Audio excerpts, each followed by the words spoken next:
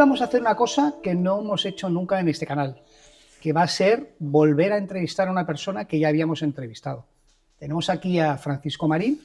La primera entrevista que hicimos suscitó mucho interés, un montón de gente que nos preguntaba cosas, Sí. que nos reclamaba, es que os habéis quedado en la superficie, es que no habéis profundizado, solo habéis explicado la historia, tal. Y entonces dije, bueno, hablé con Francisco y le dije, oye, ¿y si hacemos una segunda entrevista donde profundizamos un poquito, te damos más tiempo a que tú puedas explicar un poquito en qué consisten las técnicas, etcétera? Sí, ser un poquito más concretos. Exacto. Porque yo creo, mira, yo te digo un poco porque yo creo que al final, bueno, si hacemos este canal es también para intentar que la información llegue a gente que lo pueda necesitar, ¿no?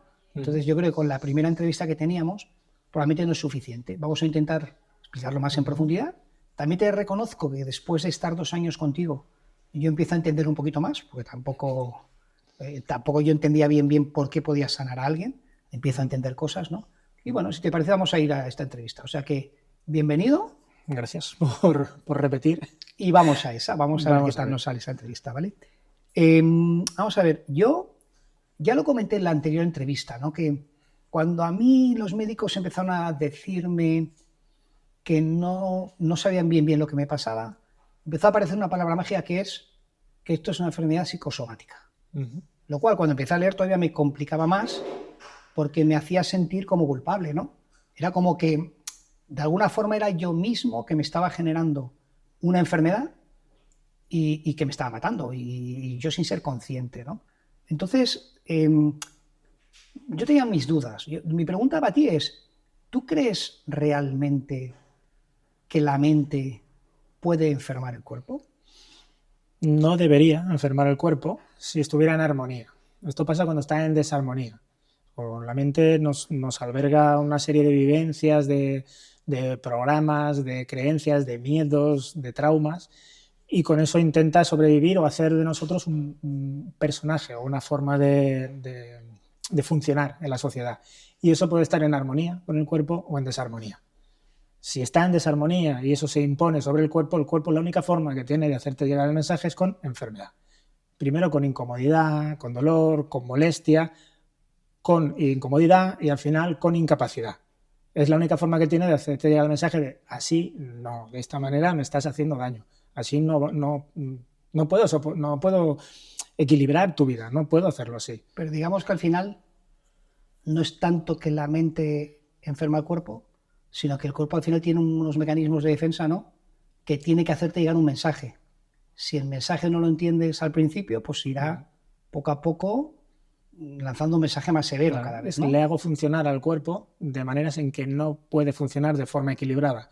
Tiene que gastar muchos medios, tiene que molestar a muchas partes del cuerpo, incluso no llega a hacer los equilibrios fisiológicos que debería hacer.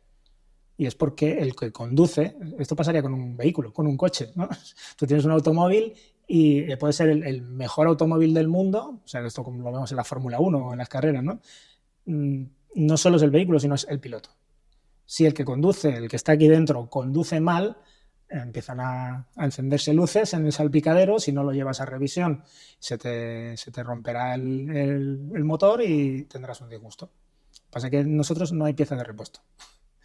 El cuerpo es el propio responsable de recuperarse. Entonces también el propio mecánico interno te dice para. Y la forma que tiene de pararte es no dejarte... Y eso que te decía yo de que ha habido momentos que me he sentido culpable. ¿Tenemos que sentirnos culpables cuando pasa algo de ese estilo psicosomático que tú dices, oye, me cago en una silla de ruedas y soy yo mismo? Qué tonto que soy, ¿no? La culpabilidad te inmoviliza. Yo siempre, además es una cosa de las primeras que tenemos que hacer, sustituir la palabra culpa por responsabilidad. Porque la culpa, dentro de nuestro subconsciente, lleva aparejado castigo. Si eres culpable de algo, se te tiene que castigar. La sociedad sí lo reconoce. ¿Quién es el culpable de esto? ¿Para qué se busca al culpable? Para castigarlo. Si tú sientes culpa, si no te castigan desde fuera, te vas a castigar desde dentro. Poco a poco te vas a ir privando de cosas de funcionamiento, de confort, de felicidad, de una serie de cosas. Entonces, no eres culpable de nada. Cambia culpabilidad por responsabilidad. Si soy el responsable y me siento responsable, puedo hacer acciones que cambien esa situación. Bueno, es una forma más positiva, ¿no? Claro. Tú eres responsable de lo que ha pasado y también puedes ser responsable de tu sanación, ¿no? La culpa es una de las emociones más dañinas que tenemos.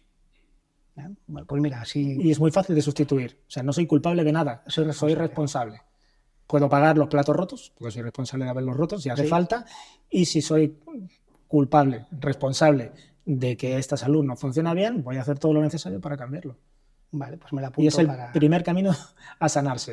No soy culpable de nada, soy responsable. Muy bien.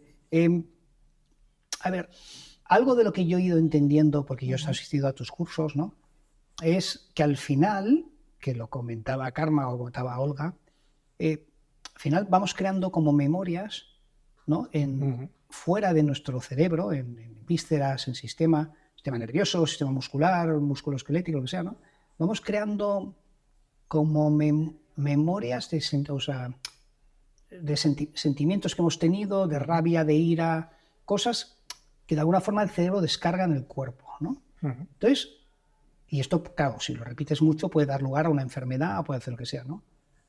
¿Esto es algo debido a la evolución? ¿Es un fallo? ¿Es un fallo de programación? Es un sistema de funcionamiento natural del cuerpo. ¿Por qué descargamos fuera de nuestro cerebro emociones? Vamos a pensar en el cerebro y en la capacidad eléctrica que tiene. Cada neurona tiene 0,90 milivoltios cuando se despolariza, suelta esa electricidad. Imagínate la cantidad de millones de neuronas que tenemos. Si todas a la vez se descargaran, seríamos como una anguila eléctrica. Podríamos generar unos 500 voltios de electricidad en el cerebro. ¿Qué le pasaría al cerebro? Caput. Frito. Se freiría. Entonces las emociones son funciones, porque están dentro de nuestro cerebro, son grupos de neuronas que se encargan de controlar partes del cuerpo y a la vez de tener nuestros procesos mentales, de memoria, de aprendizaje y de sistemas. Cuando me ocurre algo para lo que no tengo una aplicación aprendida, no tengo una experiencia, no sé cómo equilibrar esa vivencia o esa situación de una forma efectiva para el cuerpo, ese grupo de neuronas que se quemarían, lo que hacen es descargar por esos mismos cables a la zona del cuerpo que están unidos. Entonces sabemos, ¿no? Se me ha encogido el corazón, tengo un nudo a la garganta, se me han encogido las tripas, apretan los dientes porque tienes rabia. Una pregunta que no te he hecho, ¿no? Y es un sistema de seguridad. ¿Y eso es en sentimientos negativos también en positivos? No. Solo en negativos. Porque los positivos sí puedo yo siento amor, organizarlo. Y eso genera una química de endorfinas, de oxitocina, una serie de hormonas que ya se conocen, pero si no las conoces, lo que vas a notar es una sensación positiva, de placer, claro, de empoderamiento. Esto es positivo. Lo otro genera una situación de estrés, de defensa, de supervivencia. O sea que es un mecanismo de defensa para, de alguna forma, los sentimientos negativos. Para no romper el cerebro. Y para que el cerebro... Entonces el cuerpo, si no puede equilibrar, lo que hará es distribuir por el cuerpo. ¿Cuál es el problema? Cuando de verdad daño al cuerpo, cuando siempre es un tipo de emoción concreta y repetitiva sobre un mismo sitio. Voy dándole descargas eléctricas y químicas a una zona o un órgano del cuerpo o un tejido repetitivamente, a veces cientos de veces al día. Entonces esta parte al final empieza incluso a mutar o a malignizar o a romperse, a dejar de funcionar correctamente. No puede soportar esa presión. Pero yo puedo seguir vivo porque mi cerebro no está sufriendo esa descarga. Claro, el cuerpo escoge entre que el cerebro se funda o que se funda un hígado. Pues bueno, el cuerpo a corto plazo el hígado no es tan... El cuerpo está hecho para sobrevivir, no está hecho para el confort. Intenta llegar a una situación de equilibrio utilizando los menos recursos posibles. Pero la felicidad es un concepto mental. El cuerpo no busca la felicidad, busca sobrevivir con los menores recursos posibles. Y entonces también tenemos que pensar que no solo hay neuronas en el cerebro, hay neuronas en todo el cuerpo. De hecho, fuera del cerebro hay 6 veces más neuronas que en el cerebro. O sea que el cerebro controla, es el controlador. Y es el que tiene todos estos programas que se van desarrollando mientras yo maduro y crezco. Hay algunos que los hago en positivo y otros que los hago en negativo. Y esos afectarán al cuerpo a la larga. Vale. O sea que, bueno, por el momento es de lo que voy aprendiendo, ¿eh? De alguna forma no debo culparme, debo responsabilizarme. Responsabilízate de tu salud. Todo lo que son sentimientos positivos nunca van a dañar nada. Nunca van a dañar nada. Todo lo que es amor, todo es tal. Todo lo que es sentimientos de alguna forma negativo, cuidadito. Si voy repitiendo mucho patrones o historias, porque probablemente puede a la larga, de forma acumulativa, llegar a provocar una enfermedad. Por repetición acabarás rompiendo algo. Una enfermedad, vale. No es como doblar una barra de hierro. Tú de golpe no la puedes partir, pero si vas haciéndole así, así, así, échale las horas que necesite, al final acabarás partiéndola. ¿No? Perfecto. Luego, otra cosa, a ver, una cosa que me has hecho tú reflexionar es, yo leyendo a autores como Bruce Lipton en sus libros, ellos dicen que yo no había caído nunca, ¿no? Pero realmente nosotros somos un ser pluricelular.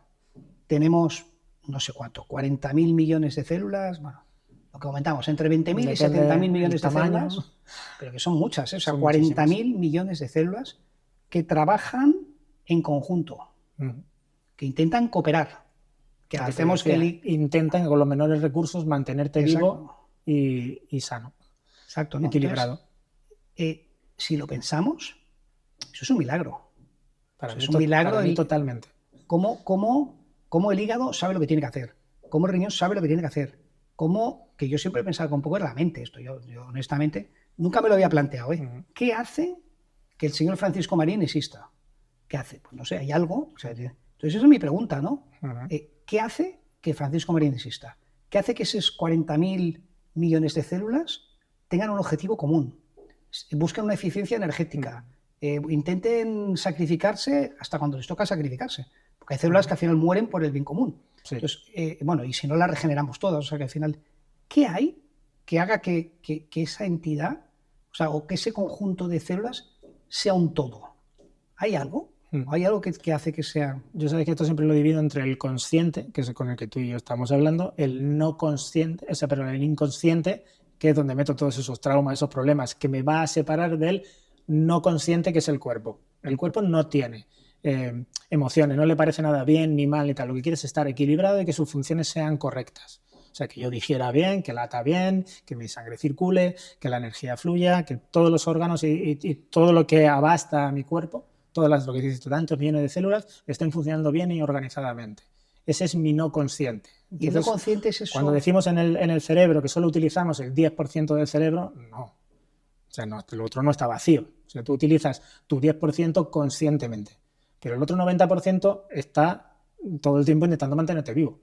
Y no solo el cerebro, sino el cerebro, todo el tronco encefálico, toda nuestra columna, los ganglios, la médula. Hay todo un sistema eléctrico de gestión de información que apoya a todo un sistema físico de gestión de energía y aprovechamiento de recursos. Yo no estoy enchufado a la pared como un móvil, ¿no? No me puedo recargar de esa manera. Tengo que poder comer, ingerir y llevar un sistema energético que mantenga mi cuerpo. Y esos son muchísimos procesos químicos. Incluso hasta flora bacteriana. O sea, también viven otros animales dentro de mí. Claro, y ese no consciente que gestiona ese todo, perdón, es consciente, o sea, sabe lo que es él, sabe que es un cuerpo, sabe que sí. Es un ser vivo. Sí, por eso nosotros, lo que has visto en los cursos, al final es buscar un sistema sencillo de hacer una cosa muy complicada, que es poder hablar con el cuerpo. Que él nos diga qué está en disfunción, porque el cuerpo lo sabe, porque cuando una cosa está en disfunción, consume mayores recursos, manda una señal de alarma, condiciona a otra parte del cuerpo y eso el no consciente lo sabe. O sea, tú puedes estar en coma y tu cuerpo sigue funcionando. Es decir, no necesito la conciencia para estar vivo. Claro. Necesito la conciencia para saber que soy yo. Pero no. Porque aquí estamos haciendo, queridos espectadores, un spoiler, ¿no? Estamos hablando del no consciente, que al final es uno de los elementos básicos de la terapia TIR, ¿no? Para mí es lo básico, es con quien en el fondo tú hablas, ¿no? Yo tengo que reconoceros que cuando conozco a Francisco la primera vez, me toca los pies, así me toca y me dice, creo que hemos llegado tarde. Y yo pienso, ¿y con quién ha hablado? O sea, porque me ha tocado los pies, no sé con quién ha hablado. Pues no. O sea, al final, lo que tú en el fondo, que ahora lo vamos a ver, ¿no? En la terapia, el primer paso es un poco preguntar al cuerpo, ¿no? Preguntar al no consciente qué pasa aquí, ¿no? Claro. Forma, ¿qué pasa? ¿No? ¿O qué, ¿sabes que yo esto siempre en los cursos lo enseño como si fuéramos el director de orquesta? El director de orquesta no toca ningún instrumento, pero los conoce todos y conoce la partitura. Entonces nosotros somos ese como el director de orquesta. Yo no puedo estar parando la orquesta para ver si esto funciona bien o lo otro funciona bien. Escuchando la música, igual que un director de orquesta, sabe el que está fuera de tiempo, el que ha desafinado, el que no lo está haciendo como Dios manda. Entonces esa es la forma que tenemos de escuchar al cuerpo. Pero claro, primero, como lo has visto que enseñamos, hay que saber cómo se mueve un hueso, cómo respira, cómo lo hace un músculo, un tejido, un nervio, la información que baja por los nervios, el sistema circulatorio, la sangre, que son dos cosas diferentes, el sistema linfático, la linfa, que son dos cosas diferentes. Es decir, yo tengo que saber todos estos instrumentos, qué tacto tienen, cómo funcionan, cómo se mueven, qué hacen en equilibrio, para cuando no están en equilibrio y el cuerpo me diga, esta zona no está en equilibrio con el resto, ayudarle. Y ahí están implicadas las emociones, como pues, somos seres humanos, porque están dentro nuestro. Y ya una última pregunta del no consciente, que es que yo siempre te la hago y no me aclaro. ¿El no consciente está en algún sitio? ¿Está en el cerebro? ¿Está en el sistema nervioso? ¿Está en todo el cuerpo? ¿Dónde está? ¿Es un campo biomagnético? ¿Qué es? Sería como esto del conductor, ¿no? Cuando tú conduces y mueves el coche, tú no eres el que va cambiando los engranajes ni va haciendo nada, ¿no? Tú vas moviendo unas palancas y el vehículo automáticamente lo va haciendo. Ese es nuestro no consciente. Él sabe hacer toda esta función. Y si tú no le molestas, la va a hacer de forma equilibrada y sana. Si lo haces mal, le vas a hacer daño. Entonces, nuestro no consciente tiene conciencia de conjunto de sí mismo. Por eso podemos hablar con él. Entonces, pero el no consciente debería, armónicamente, no ser interrumpido por el subconsciente y estar en armonía con el consciente. Sea un poco eso, ¿no? Pero bueno, vale. Vale, oye, vamos a hablar un poquito del TIR.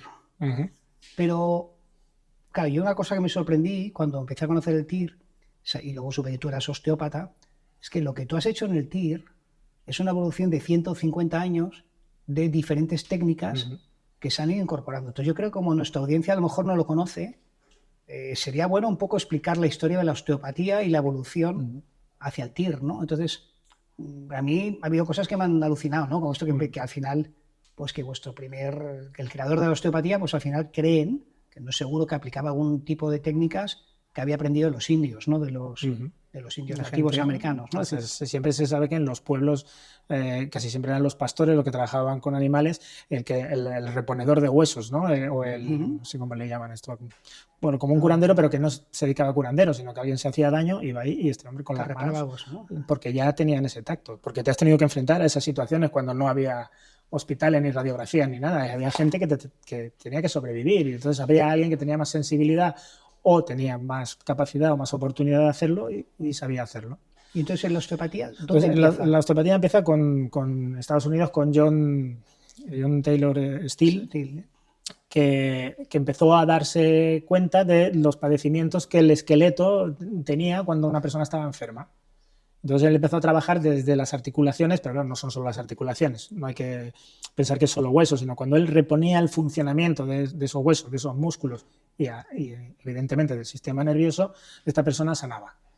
Entonces, aplicándole esas técnicas a personas enfermas, a la que se le aplicaba sanaba y a la que no, no. Entonces eso fue más como osteopatía estructural. Claro, pues se le llamó osteopatía porque él que lo enfocaba como al padecimiento de los huesos.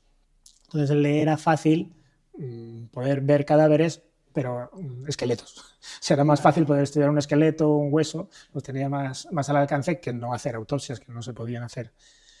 Y entonces siempre pasa en todas las técnicas, ¿no? A hombros del que ha hecho algo, ¿no? Tú te vas subiendo siempre a hombros del conocimiento de una persona que en algún momento ha visto algo que no han visto los demás. Pero eso ya planta la base para el que venga encima tenga eso y otra más, ¿no? Tenemos, por ejemplo, a Sutherland, que describió todo el movimiento de los huesos craneales y cómo afectaban a la salud. Él se hizo un casco especial con unos gatos que frenaba los huesos como él quería y veía las patologías que se le generaban una vez había frenado esos huesos. Por ganar su propio cuerpo. Que al final su familia le rogó que dejara de hacerlo porque cogía todas las enfermedades. Entonces él padecía en su cuerpo esos bloqueos. Vio que a través del frenado del movimiento craneal afectaba al cerebro en una zona que nos causaba una serie de problemas. Entonces esta persona investigó a través de su propio cuerpo. Y ahí ya se describió lo que sería el inicio de craneosacrales. Apleyer también trabajó más con el sistema craneosacral entero, la dura madre, el líquido cefalorraquídeo, Viola Freeman, con los tejidos, la unión entre los tejidos, las fascias, el movimiento. Y Barral, que dio un gran enfoque sobre el movimiento visceral.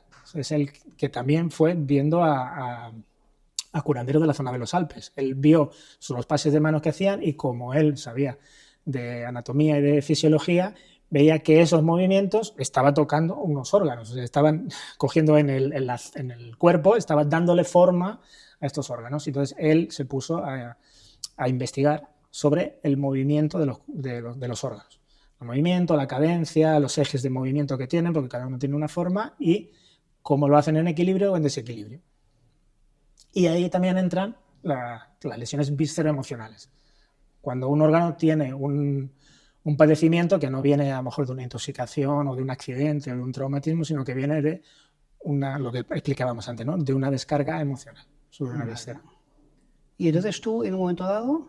Entonces, claro, yo aprendo osteopatía. Bebes de todas estas fuentes. Exacto. De osteopatía, ¿y qué encuentras? ¿Que hay algo más o que...? Pues o igual que ellos encontraron que sí, se les quedaba corto, yo también encontré que incluso cosas que estaban sentadas de base, los cuerpos no las obedecen. Es decir, esta es una ley de la osteopatía, por ejemplo, y estos cuerpos no están obedeciendo las leyes de la osteopatía, como no obedecían antes la de la medicina, ni ninguna. Entonces voy a poner el foco en escuchar al cuerpo. O sea, con esas herramientas que ya han desarrollado otros, me da la capacidad de escuchar más profundamente al cuerpo y cambiar el enfoque. Es decir, vas a ser tú el que me diga a mí qué necesitas. Y escucharlo. Y claro, entonces pasas a escucharlo. Vale, entonces, en vez de ser yo el que diagnostica, el que hace, el que aplica, el que tal, yo con todo ese conocimiento, en mi caja de herramientas, me quedo sentado allí en la silla y te digo, ¿qué te pasa? ¿Qué no funciona? ¿Cómo lo vamos a arreglar? Y vas de alguna forma tratando gente hasta que en un momento dado supongo que dices, bueno, voy a estructurarlo. Claro. Esto que yo lo hago intuitivamente. Claro, yo lo voy haciendo en consulta, trabajo con muchísimos pacientes, tengo muchísimas horas en consulta y poco a poco es una cantidad de gente que va diciendo, esto no me lo habían hecho nunca, ostras, estas sanaciones que se han explicado y muchísimas otras, ¿no? Gente que o sea, me han desahuciado y ahora con este tratamiento que me has hecho tú, me encuentro bien, no sé qué me has hecho, eso es lo típico, tú me dices, no sé qué me has hecho, ni falta que te hace, ¿no? Cuando tú vas a llevar el móvil a que te lo arreglen, no sabes qué han hecho, tú no tienes que saberlo, pero ya me funciona. Las personas, los pacientes, han obtenido ese beneficio y poco a poco es una masa crítica de gente de esto tienes que enseñarlo, esto tienes que compartirlo porque no hay otra persona que lo haga. Y es cierto, lo que pasa es que como tú estás en tu consulta y trabajas un montón de horas, pues tú estás ahí con la persona que tienes en camilla y pierdes un poco la visión de conjunto. Tanto es esa reclamación, ¿no? esa insistencia, que lo primero que hago es empezar a explicar mi visión del cuerpo humano, que es diferente a como me la han enseñado y a como otras personas la tienen. Pero esa visión del cuerpo humano es como el cuerpo humano se ve a sí mismo. O sea, yo os explico cómo el cuerpo se ve a sí mismo. Entonces, mi visión del cuerpo humano es la visión del cuerpo humano que el cuerpo me ha dicho, los diferentes cuerpos humanos me han dicho, no es así, es así. Y empiezo a explicar eso, pero al principio casi como charla, como un poco de teoría, pero claro, ahí va impreso, implicado, cómo yo ayudo a los cuerpos a que no estén mal, a que se equilibren.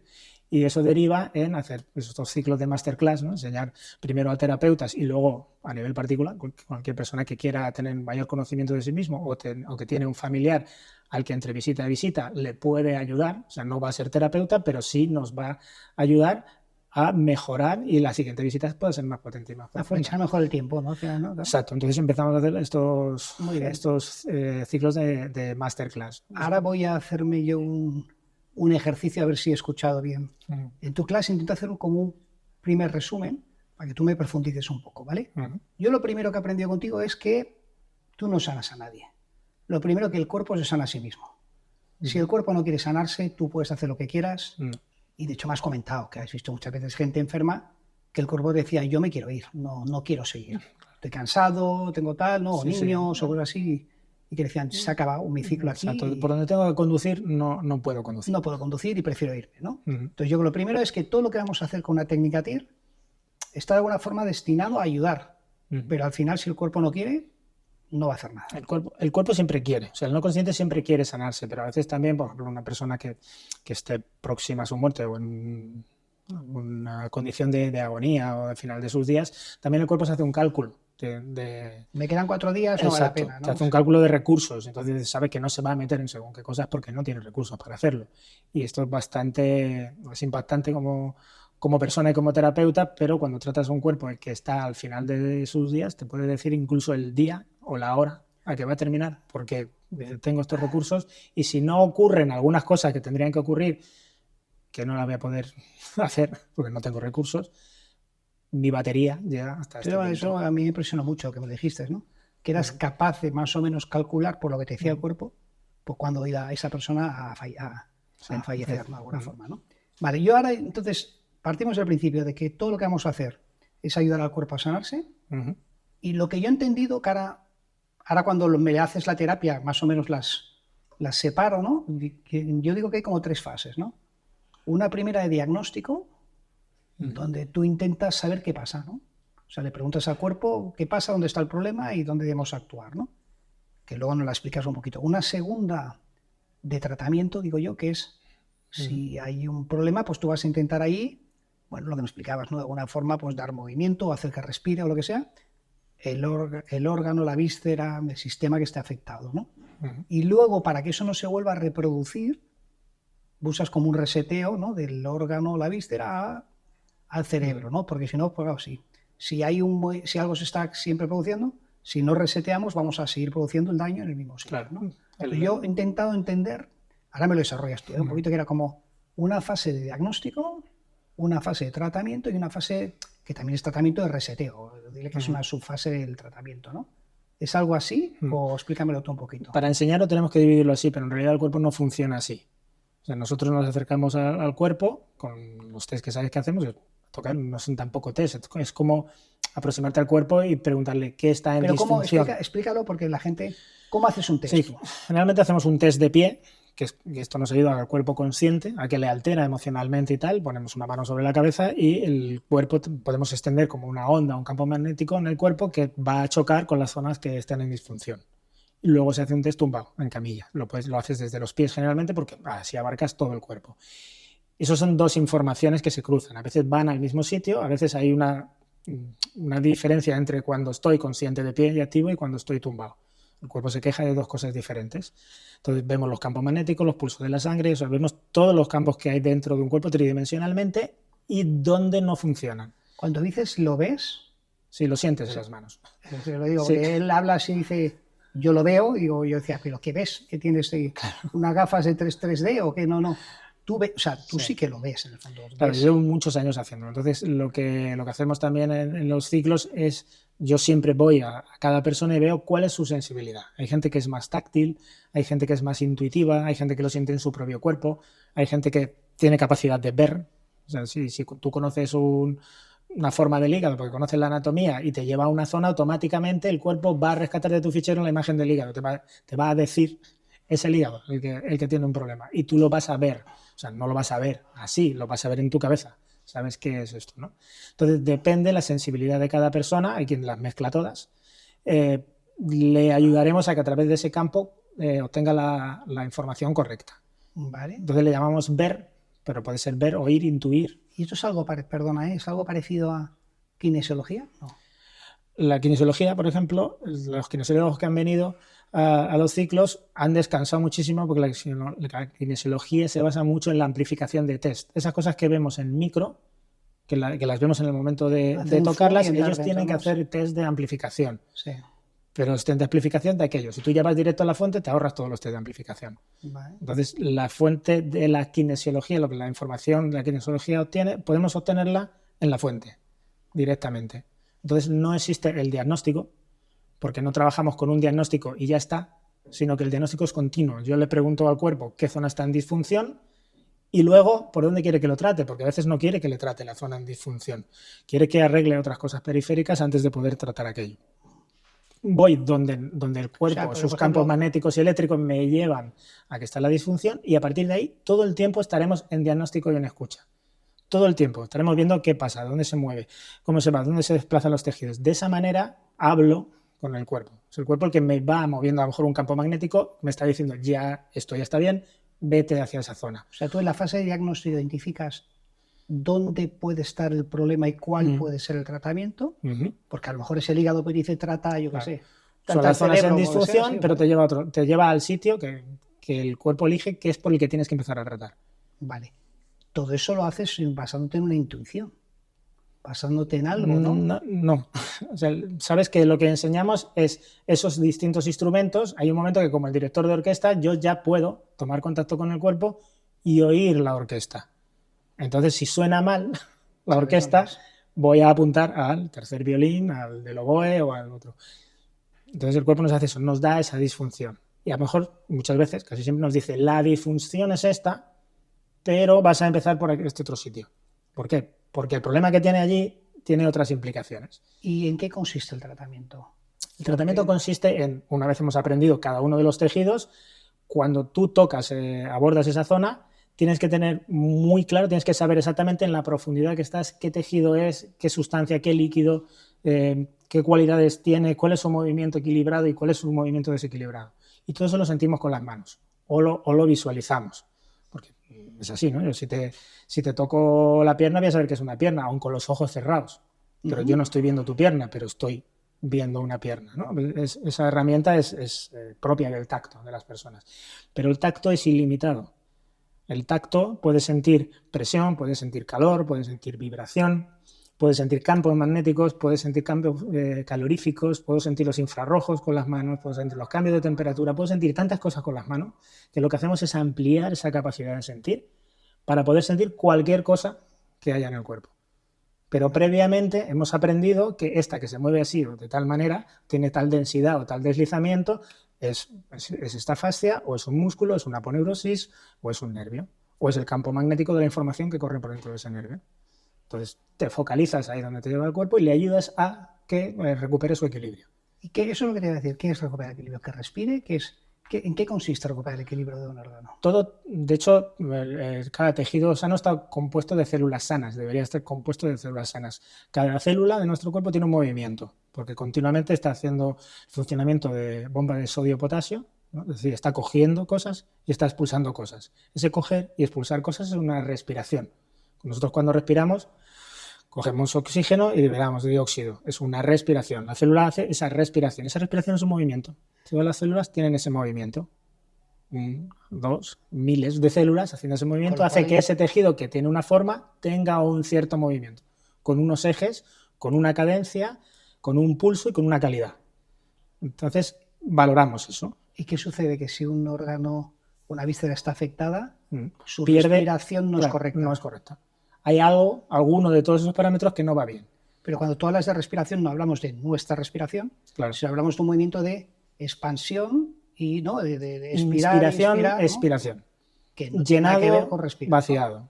Sabes que pongo este ejemplo muchas veces, ¿no? Inspiración, respiración, llenado, vaciado. También en osteopatía se llama flexión y extensión, es decir, cuando se cierra y cuando se extiende. Entonces, en el fondo, lo que estamos viendo es que a veces simplemente ayudando a una víscera a que, sabiendo cuál es, sabiendo cuál es la que tocaba, ese es el problema, ¿no? Eso es lo que digo de lo complicado de la sencillez. Al final, la técnica que aplicamos, si tú no la ves hacerla, es muy sencilla. Es muy sencilla, porque el cuerpo tiene que ser sencillo, directo, efectivo. Eso sí que lo he aprendido con los cuerpos. No te enrolles, no hagas cosas raras. No... Que al final dándole simplemente, ayudándole a recuperar. Directo, sencillo, efectivo. Exacto, y ayudándole a recuperar simplemente su movimiento que lo ha perdido porque está a lo mejor descargando una emoción sobre él o una sustancia química o algún desorden que está creando el cuerpo descarga sobre esa zona. Al yo darle movimiento, ese tejido, esas células tienen la capacidad de vaciar esos tóxicos, de vaciar esa información que tiene dentro, cuando es emocional sobre todo, y devolverla otra vez a donde vino. Y simplemente en una sesión, en un caso, podría llegar a recuperar su función. Habrá casos que a lo mejor hace falta un año, pero ahora hay casos muy concretos que sacando esa emoción de allí, ayudando el cuerpo cambia de dirección. En lugar de estar lesionándose, cambia de dirección y empieza a sanarse, a regenerarse. Por eso le pusimos el nombre de terapia integrada, ahora explicaré lo de integrada, y regenerativa. Buscamos que el cuerpo se regenere a sí mismo. Es que incluso si te opera un cirujano, ¿vale? Un cirujano de lo que sea, de corazón, tú tendrás que regenerarte. Él no te va a poner la cicatriz, no te va a soldar los tejidos ni nada. Él una vez hecho su operación, como tu cuerpo no se regenere, no sirve de nada. Un hemofílico, si empieza a sangrar, se va a morir, ¿no? Por muy buen cirujano que seas, como no te pones eso, se va a morir la persona. Entonces el cuerpo al final se tiene que regenerar. Nosotros buscamos que el cuerpo coja el control, regenere y sane esa zona. Y entonces luego vendría la tercera etapa, ¿no? Una vez ya has ayudado a devolver ese movimiento natural o lo que sea, la parte está de reseteo, ¿no? Pues claro, todo eso que ha vaciado de ahí pueden ser tóxicos, pueden ser residuos o puede ser información emocional que sobrecarga las neuronas que están dentro de ese tejido, porque un hígado tiene neuronas, un músculo tiene neuronas. Si vas a repartir información desde el sistema nervioso, información eléctrica y química, tiene que venir a través de cables y de neuronas. No hay otra. Entonces la devolución de esa información es la misma. El cuerpo cuando se sana hay cosas que tiene dentro que no tiene que tener.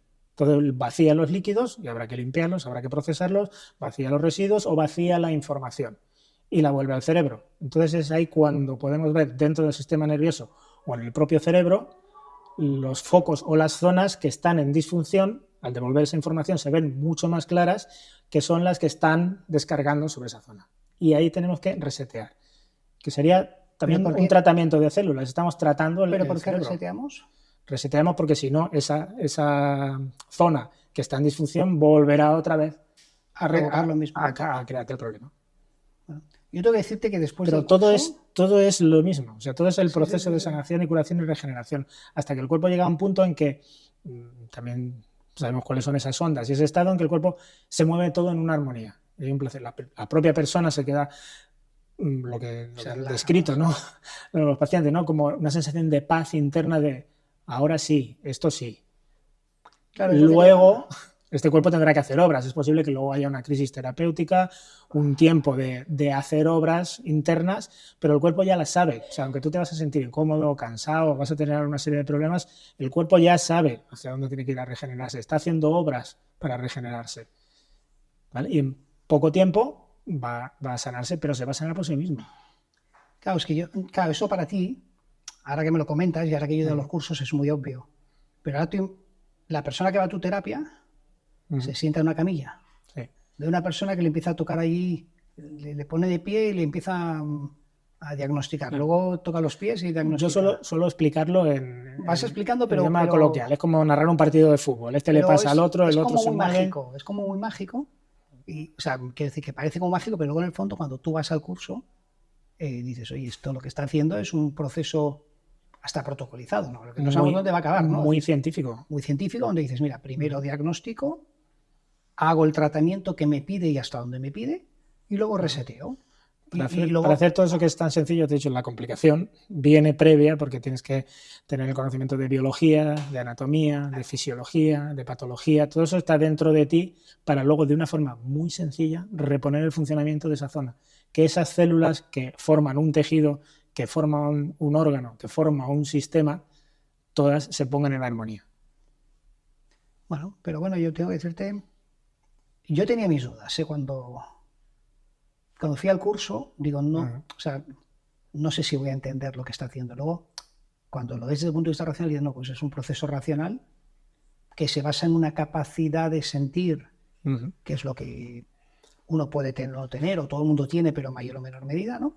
Pero dices, bueno, al final lo que estamos haciendo es simplemente, bueno, entendiendo dónde está el problema, intentar dinamizar. Entonces, una cosa que a mí me sorprendió mucho es que tú dices, yo noto una emoción, yo no soy psicólogo, yo no soy aquí un terapeuta, o sea, no voy a jugar a ser Dios. Yo he encontrado algo en un hígado, libero eso y no me preocupo ni lo que es ni por qué es. De alguna forma dices, yo no juego, yo curo, bueno, ayudo a eliminar eso. Y quitas esa obstrucción que impide al cuerpo sanarse. Que el cuerpo se sane, pero yo no quiero, que eso me sorprende, porque normalmente pues, los psicólogos te dicen, no, vamos a ver, esto es un tema con la madre, que no sé qué, que no sé cuánto. Yo pongo un ejemplo muy sencillo que a veces se lo explico así a las personas. Yo tengo el reloj puesto aquí y estoy todo el tiempo haciendo este movimiento. O sea, que ese movimiento me va a causar dolor, me va a causar problemas y preocupación con el puñetero reloj todo el tiempo. La psicología, ¿qué hace? Ignora el reloj no va a controlar tu vida. 10 años intentando no mirar el reloj. Ah, sí. ¿Qué hacemos nosotros? ¿Tienes un reloj? ¿Lo sabes? Lo sé.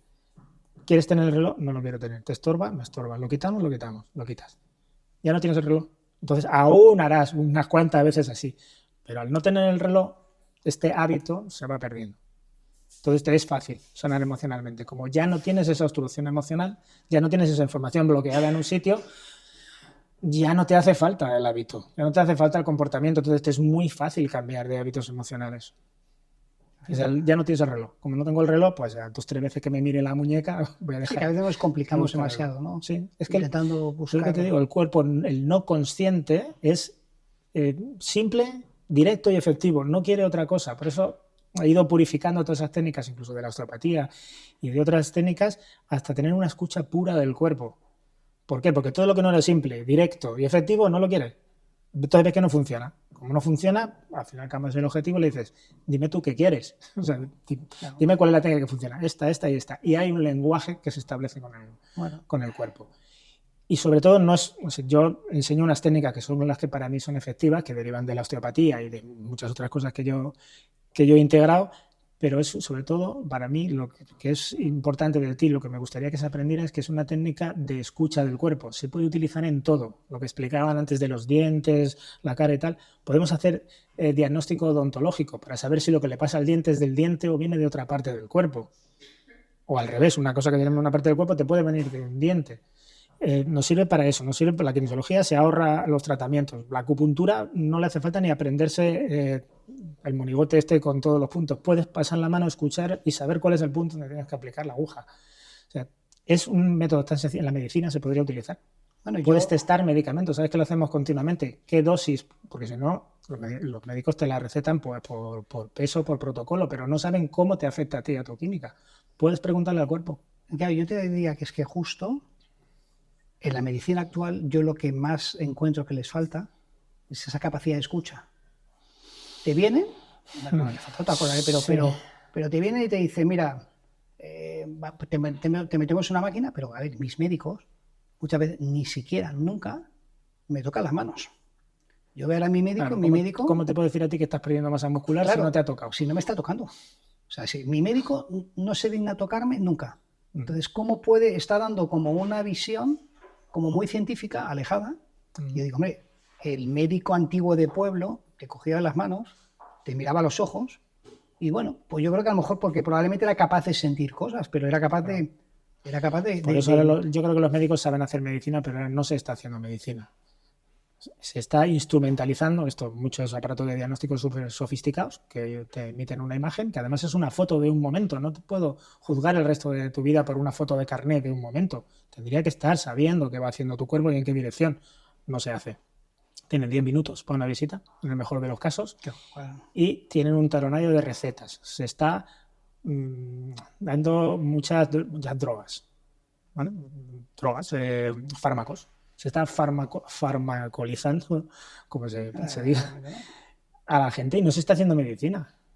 Una salud pues, tiene que venir desde la alimentación, de los hábitos personales, de los hábitos de higiene, de la alimentación correcta, de la no intoxicación, de hábitos personales. Eso no te lo mira nadie. Te dan una pastilla para el resto de tu vida y tira. Y tú y yo sabemos, porque hemos estado, que voy a compartir aquí con nuestra audiencia, ¿no? Que ahora pues un poquito menos de un año, nos fuimos al Tíbet, bueno, estuvimos ahí en la India, fuimos a Dharamsala, Magleo, a un hospital que hay del que dicen que es el médico del Dalai Lama, ¿no? Y una cosa que me queda alucinado es que un señor que viene de una cultura ancestral como es la tibetana, cuando te hace el diagnóstico, lo mismo que haces tú, pues no hace el mismo que tú, pero muy parecido.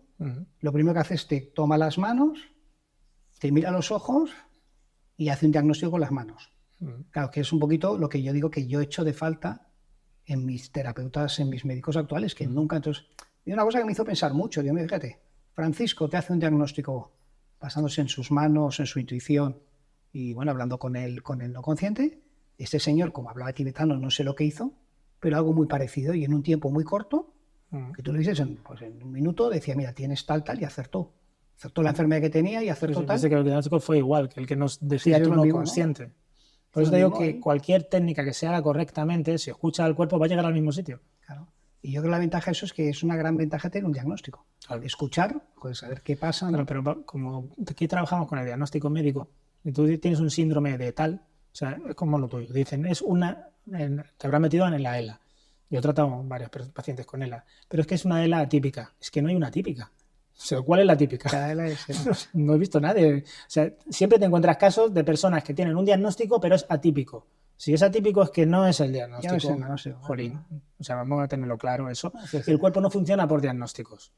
Si yo veo una persona que dice, me han diagnosticado Guillain-Barré, estoy empezando a ponerme así, yo no voy a ir a ver el Guillain-Barré. Yo le pregunto al cuerpo, ¿qué no está moviendo? Mira, por las terminaciones de los músculos se han atascado por un tóxico o por alguna cosa que he tomado y están dejando de moverse y se están destruyendo. Pues vamos a darle el movimiento, ponemos eso y se acaba. Es que es muy sencilla. Se acaba. ¿No? Es que el Guillain-Barré no tiene cura, no sé, pero esta persona sí ha tenido cura.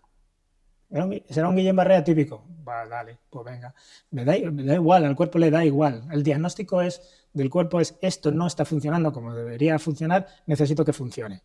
Y cuando esto funcione, verás que aquello no está bien, lo otro tampoco, hay que armonizarlo todo y que funcione. Es otra forma de diagnosticarse que tiene el cuerpo. Otra cosa que estamos viendo, ¿no? Contigo es, como tenemos esa capacidad de escuchar al cuerpo, nos está permitiendo investigar nuevas técnicas, ¿no? De decir, venga, vamos a probar la acupuntura, electroacupuntura.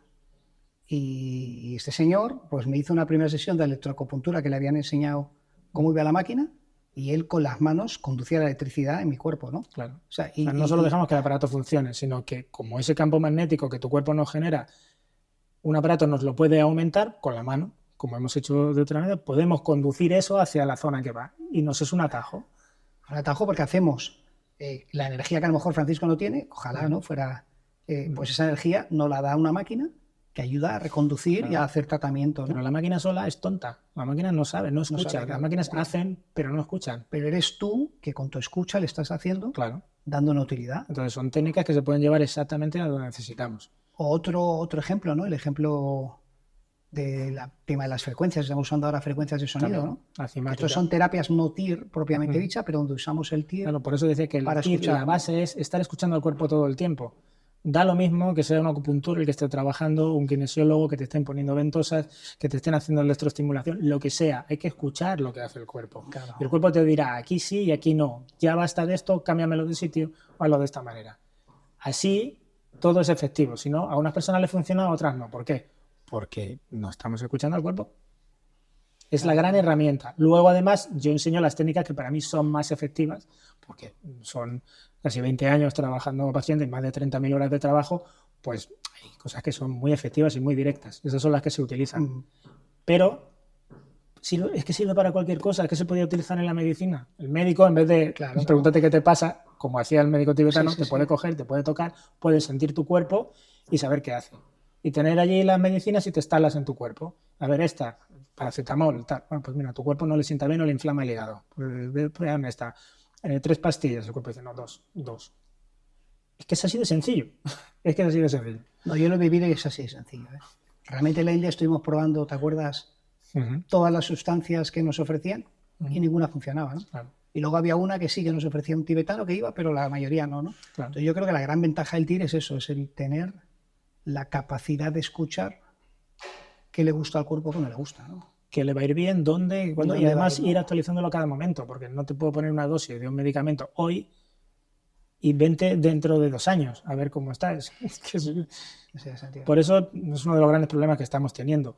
Para que nosotros tengamos la consulta llena, los cursos llenos y la gente venga a gastarse el dinero al final en aprender una cosa de esta o a ser tratado de esta manera, tienen que pasar 2 cosas.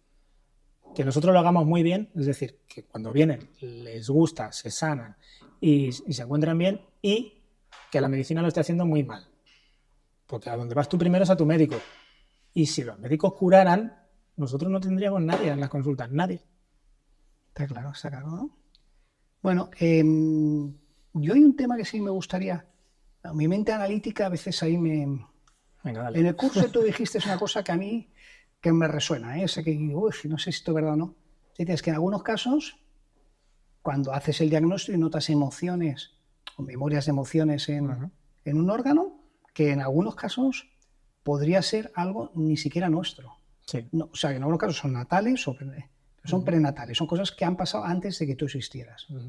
¿Cómo es posible que yo tenga una emoción de mi madre o una emoción de mi bisabuelo? Pues igual que puedes tener los ojos de tu padre o el color de pelo de tu bisabuelo o la estatura o el hueso o incluso hábitos de moverte de una persona que ni siquiera has conocido.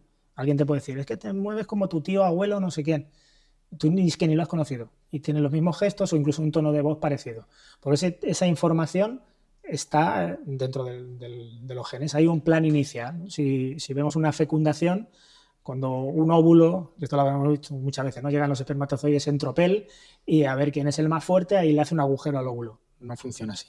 O sea, ya los espermatozoides vienen como el grupo de ciclistas. Entre ellos ya van viendo cuál es el espermatozoide o los espermatozoides más sanos y los van arropando para que llegue al punto. Y cuando llega al óvulo, esos golpecitos no son agresivos para perforarlos, sino son negocios de membrana. Traigo estos ojos, traigo este cuerpo. Pues me gustan mis... Ay, sí, me gusta tu pelo. Cuando se termina el negocio, el óvulo se abre y el espermatozoide entra. Y ahí hay un plan inicial, como cuando vas a hacer una obra. Ya tenemos ahí ya codificado un plan inicial de cómo vas a ser, de tu estatura, de tal y cual, y todas las virtudes que te pasan, la capacidad de respirar, por ejemplo, te la pasan. Pero claro, yo pensaba que... Pero también lo que no han podido sanar. Claro, pero es decir, yo pensaba que sí, que te pasa una enfermedad, lógicamente, por los genes, pero estamos hablando de que te pasa una emoción... Los genes se les ha dado mucha trascendencia y no la tienen tanta. Porque dos hermanos, incluso gemelos, tienen los mismos genes y uno desarrolla la enfermedad y otro no. Entonces no será el gen el responsable. La epigenética, será, ¿no? Puede ser. Claro, ahora ya aparece la epigenética. Bueno, seguir buscando, que hay más cosas. Pero nosotros las vemos en el cuerpo. ¿Tú crees firmemente que en algunos casos puede haber algún tipo de enfermedad provocada por una emoción de una memoria de un antepasado nuestro? De algo que alguien no ha encontrado casos de ese estilo? De todo tipo. O sea, nosotros hemos tenido, por ejemplo, una paciente que tenía un problema en los riñones, que ya estaban diciendo de si habría que extirparlos, arrancarlos o no sé qué, y era un tema emocional, pero era un tema emocional que no había tenido ella, sino que había vivido su madre por que le quitaron unas tierras de forma mala. Entonces ella había perdido en los riñones la capacidad de generar la orina, que para un mamífero, la orina marca el territorio. Ajá. ¿No? Sabéis que los animales orinan en los sitios y así saben que este es su territorio. Entonces, cuando tenemos un problema de orina, va a ser un problema de territorio, de relación o de estatus dentro del grupo. Y ella tenía como una descomposición del riñón, porque no tenía tierras. Pero no, ella sí que las tiene. Entonces, esta emoción en realidad venía heredada del shock de su madre de que le hubieran arrebatado de malas maneras las tierras, se las habían expropiado pues, por temas con la guerra civil y todo este tipo de cosas. Era algo tan traumático para ella que no pudo superarlo. Y luego, al tenerla ella, esa información pasó en ella. Sí, la heredó.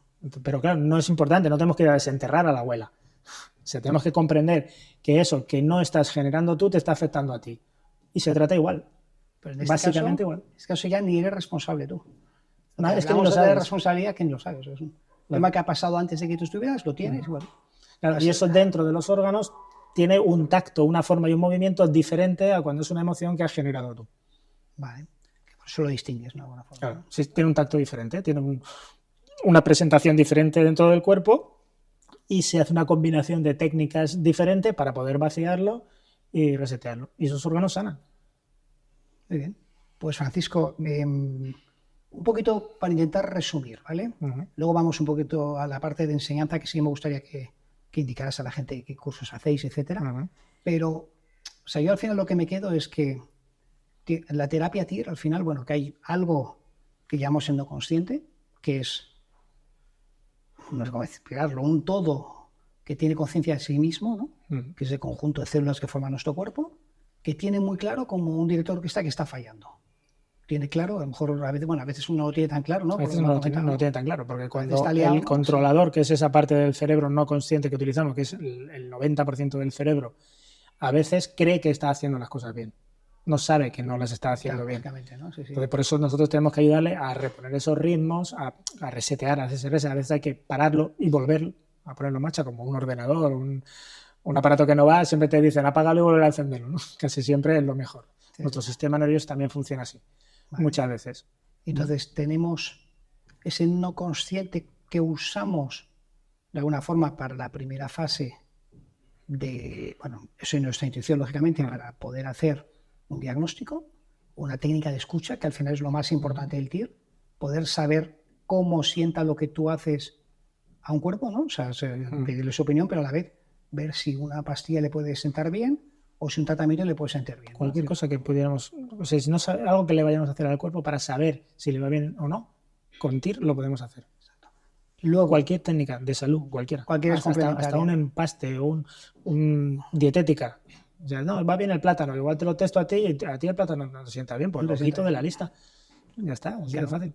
Pasado esa fase de diagnóstico, si hiciera falta, hay una fase de tratamiento que se basa fundamentalmente con N técnicas en devolver el movimiento de inspiración y expiración que puede tener un órgano de alguna forma, ¿no? Y luego el equilibrio en el sistema. Pues devolver el equilibrio de alguna forma. Y luego una última fase que sería un reseteo para evitar que esto vuelva a producirse, ¿no? Pero que está dentro del mismo tratamiento. O sea, para Sí, enseñarlos sí, lo sí, separamos, claro. pero el cuerpo te va a ir llevando ya lo de tal separo, manera sí, sí. y tú sabrás que no hemos acabado todavía hasta que el cuerpo no te lleve a la zona donde resetea esa información. Exacto. Cuando ya siente que todo ha cambiado, coge la información correcta y entonces dice, ahora puedo resetearlo. Y empiezo de nuevo con una información nueva. Y todo esto, que a mí es lo más sorprendente, es posible enseñárselo a personas que no tengan unas capacidades especiales. De hecho, todo el mundo tiene sensibilidad. Lo que pasa es que hay quien ha tenido la oportunidad de desarrollarla y quien no. ¿No? Como decimos, todo el mundo tiene piernas y todo el mundo puede jugar al fútbol, pero solo Messi es Messi. Pero es que Messi no nació jugando al fútbol, le dedicó muchísimas horas. ¿Cuántas horas? Siempre dicen no recuerdo cómo se llama. Bueno, la teoría de las 10.000 horas. O sea, tienes que dedicarle 10.000 horas a algo para tener maestría en ello, para empezar a hacer cosas nuevas sobre eso que no ha hecho nadie. Y tú has llegado un momento que has decidido, si yo sigo tratando gente, tengo una capacidad limitada de personas a las que voy a llegar. Vas a hacer 100 y pico de personas al mes, 140, como hacía en su momento. Estás 12 horas metido en consulta. Con lo cual, esto morirá contigo. Salvo que seas capaz de, por un lado, formar gente, ¿no? Que es lo que estamos ahora. ¿no? Y luego yo sé que tienes algún proyecto de probablemente intentar escribir un libro donde lo expliques, que estás pensando en tomarte un año sabático, ¿no? A ver si me dejan tiempo y podemos hacer, porque hay todavía más cosas que desarrollar, pero que no hemos tenido tiempo, porque tenemos el ciclo del desarrollo del tacto, que es en el que enseñamos esto del director de orquesta, todas las partes del cuerpo con todos sus movimientos en equilibrio y desequilibrio y la armonía entre todos los sistemas. Luego tenemos el de cráneo sacral y maxilofacial, que es y dentario, que es de tocar los dientes, pero para llegar a los dientes, pues los dientes salen después. Es decir, los dientes cuando salen pueden verse ya afectados por todo lo que te ha pasado previamente. Así que hay que conocer todo el sistema previo que les va a afectar. Y el que haremos ahora en octubre, que es el de la linfa. Porque dentro del sistema circulatorio hay un sistema circulatorio nada conocido, porque yo cuando estudié la anatomía y la fisiología, en anatomía, en 800 páginas de texto Tilatariet, unos tochos así, que nos estudiamos de anatomía, había 2 páginas. Para el thymus y el sistema linfático, 2 páginas. Y en el de fisiología, 4 páginas. Nada más, no se sabe nada más del sistema linfático. Y desde nuestro punto de vista tiene una importancia tan brutal, porque la linfa es previa. O sea, la célula tiene linfa, tiene agua. Es un sistema que evoluciona. Eso es lo que es como otro ciclo que va, siempre van todos interconectados, que va interconectado con el del tacto para aprender la linfa. Y si yo quisiera hacer un curso, yo veo en tu página web en El Esqueleto Sabio. Solemos ponerlo casi todo en Instagram, porque ahora la gente se mueve mucho por Instagram, pero bueno, en Instagram, WhatsApp, Telegram, vamos diciendo las fechas, hacemos siempre alguna charla introductoria. ¿Y por qué yo debería asistir a un curso tuyo? ¿Qué crees que yo gano? Si eres terapeuta, cualquier terapia que hagas, lo que vas a aprender es a saber exactamente qué efecto está teniendo y qué te está pidiendo el cuerpo. Eso, para los terapeutas y para los osteópatas, tú no sabes la pila de test para cada cosa del cuerpo. O sea, tienes a veces 40 test diferentes para una articulación. Lo cómodo que es que el cuerpo te diga lo que le pasa directamente, te ahorras todos los test, la kinesiología se ahorra todos los test, la acupuntura se ahorraría toda la memorización de puntos. Lo siento por los tradicionalistas, que igual, pero bueno, lo estudias y luego lo contrastas con lo que el cuerpo te está diciendo. Para todo tipo de técnicas valdría. Eso te lo ahorras. Me he ido por la parra. Me preguntabas. No, ¿qué por qué? ¿Por qué yo podría? Eso, si es a nivel como terapeuta, como profesional de la salud, es una herramienta magnífica. O sea, es que para mí es la herramienta suprema saber qué necesita el cuerpo y las herramientas que tú tienes, poder aplicárselas como el cuerpo las necesita.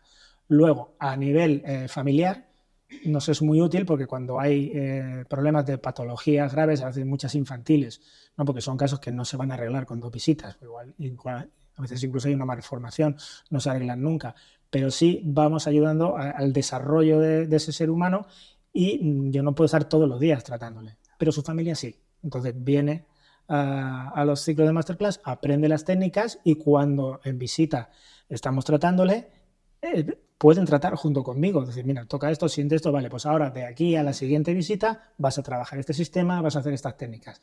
Eso multiplica exponencialmente la capacidad de curación y de equilibrio. Y luego, las personas que vienen simplemente por curiosidad. O sea, los ingenieros, muchos ingenieros que han venido y, claro, ven cómo lo explico y dicen, claro, es que eso son las leyes de Faraday. O esto es un paciente que tengo que ellos trabajan con cuántica, con ordenadores cuánticos y tal, están en el desarrollo de eso, le explico lo que hace el cuerpo y él lo ve perfectamente normal, dice que esto es cuántica. Ahora, gracias a la cuántica, se están entendiendo muchas cosas que antes simplemente eran frikis. Y oye, una curiosidad, Iván, ¿médicos, enfermeras van a tus cursos? Enfermeras muchísimas.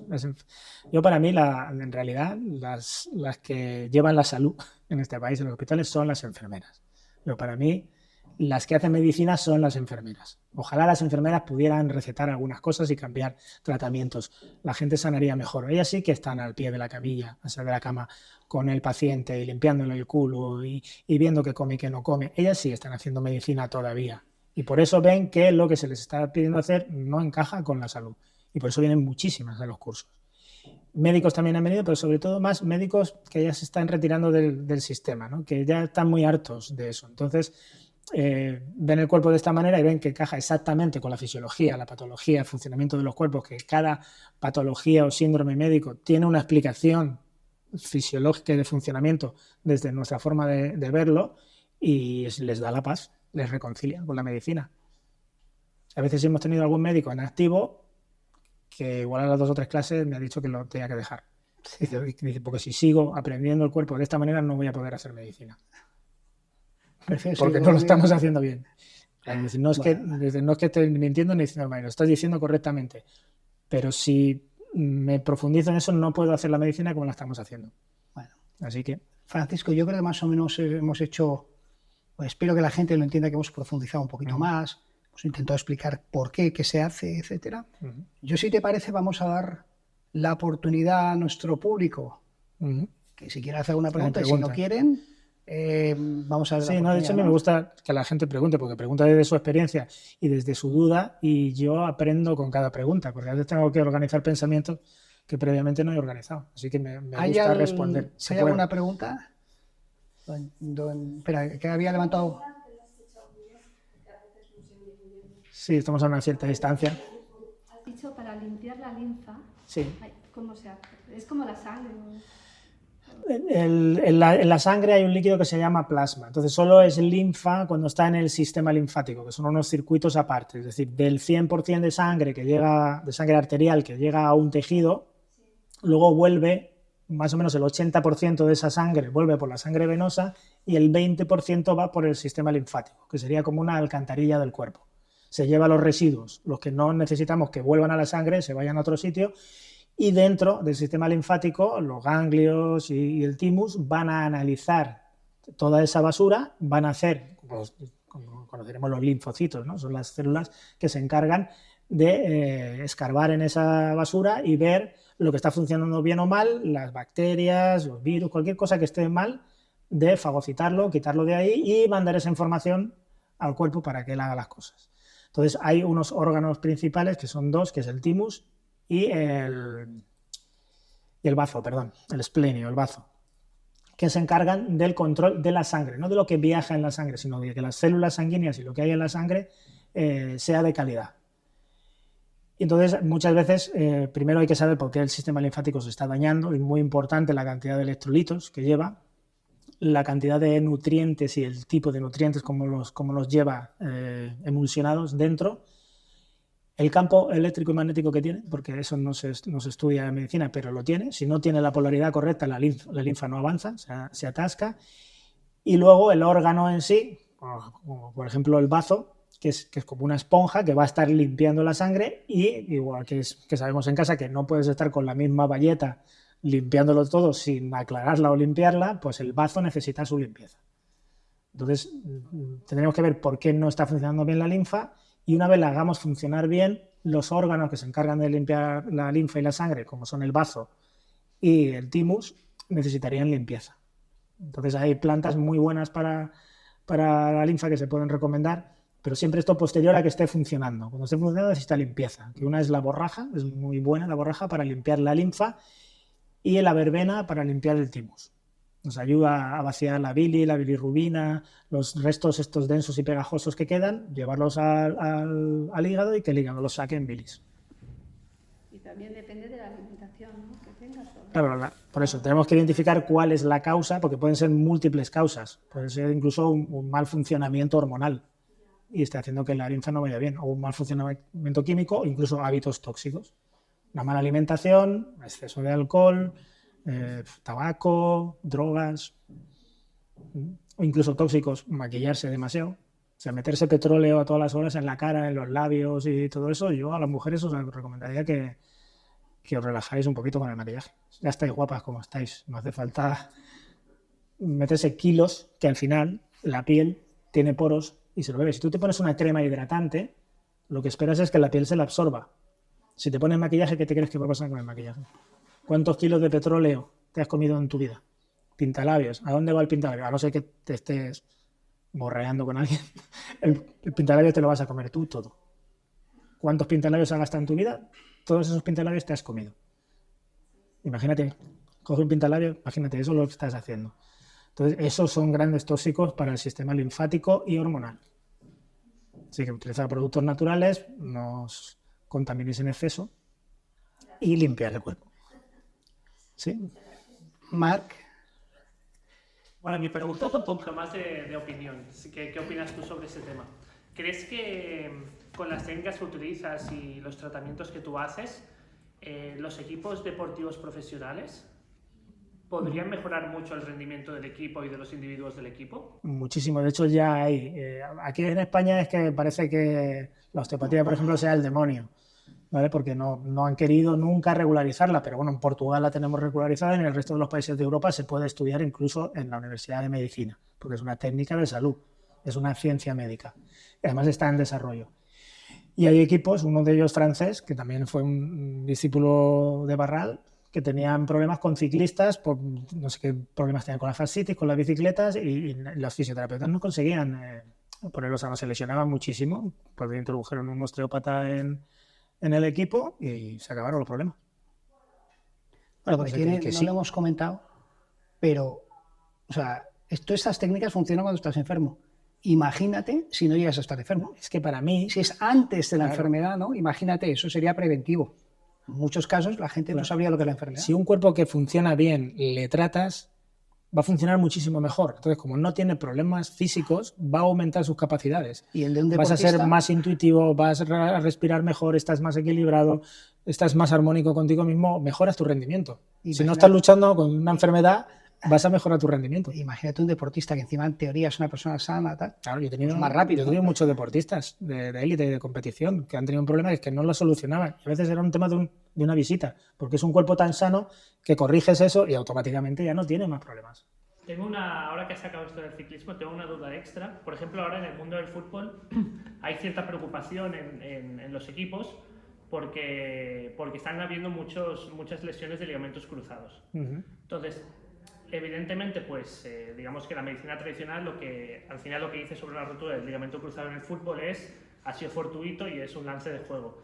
¿Crees que existirían maneras, por ejemplo, de prevenir todas esas lesiones de ligamentos cruzados? Yo no soy muy amante del fútbol. De hecho, ha venido a consulta a algún futbolista y le he preguntado de qué trabajaba. O sea, que no los conozco.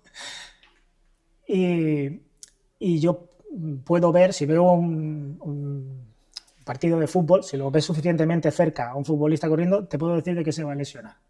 Porque se ve la desarmonía y se ve dónde hay. El problema de los ligamentos cruzados es que trabajan mucho la musculatura y hay un desequilibrio de potencia en la musculatura. Y no se trabaja la estabilidad de las piernas. Ahora en muchos sitios sí que están empezando a trabajarlo, ¿no? Esto que se ponen sobre medias pelotas y hacen equilibrio con los pies. Hay que darle estabilidad a la articulación. La articulación tiene también unos tejidos que deben fortalecerse a la vez que el músculo. Entonces, si tengo unos músculos potentísimos, como son los de un futbolista, y no tengo una articulación que sea capaz de aguantar las tracciones que le van a hacer, se va a romper. Y casi nunca la rotura del ligamento cruzado va a ser un problema de la rodilla. Suele ser de la cadera o de media espalda, a veces incluso de los hombros, que hacen una palanca muy fuerte y rompen esta zona. Sí. Seguro, se podría mejorar. Muy bien. Sí que podéis ver. Pues darte las gracias. A ti Y yo que te por mereces un dejarme fuerte aplauso explicarlo. aquí, ¿no?